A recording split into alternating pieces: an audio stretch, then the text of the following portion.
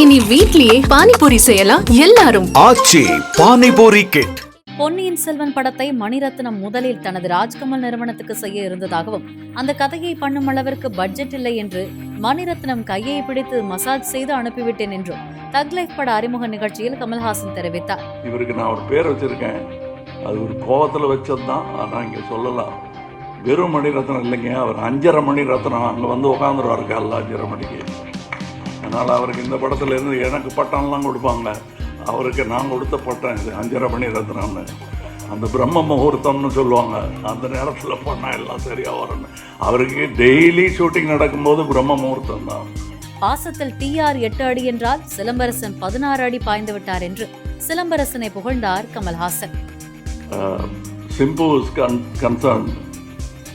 It's the connection between his father, me and Simbu.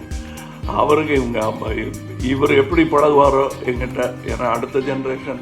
அவங்க அப்பா வந்து ரொம்ப என்னை பிடிக்குங்கிறத விட பாசத்தில் இவர் வந்து அவர் 8 அடின்னா இவர் 16 அடி பண்ணியிருக்காரு. அதில் ஒரே ஒரு விஷயம் சொல்லலாம், இந்த டயலாக் படத்துலையும் இருக்கு, அவரை பார்த்து நான் சொல்கிற மாதிரி.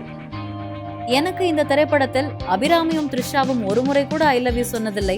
படப்பிடிப்பில் ஜோஜு ஜார்ஜ் மட்டும்தான் ஐ லவ் யூ சொன்னார். அதுதான் எனக்கு மன நிம்மதியாக இருந்தது என்று கமல்ஹாசன் கலகல போட்டினார். இந்த 2 ஹீரோயின் இந்த படத்தில் ஒரு வாட்டி கூட என்னை பார்த்து ஐ லவ் யூ சொல்லவே இல்லை.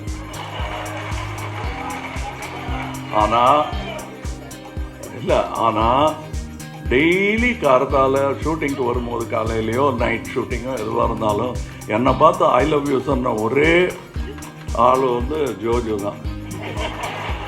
எங்கே பார்த்தாலும் I love you sir, good மார்னிங்லாம் சொல்ல மாட்டார். First I love you sir தான் சொல்லுவார். ஸோ அதனால் கொஞ்சம் மனசு தேத்திக்கிட்டேன் நான். போனால் போகுது, அட்லீஸ்ட் நம்ம ஆள் இருக்காது நம்ம சொல்லுவாங்க. இனி வீட்லயே பானிபூரி செய்யலாம் எல்லாரும். ஆச்சி பானிபூரி கிட்.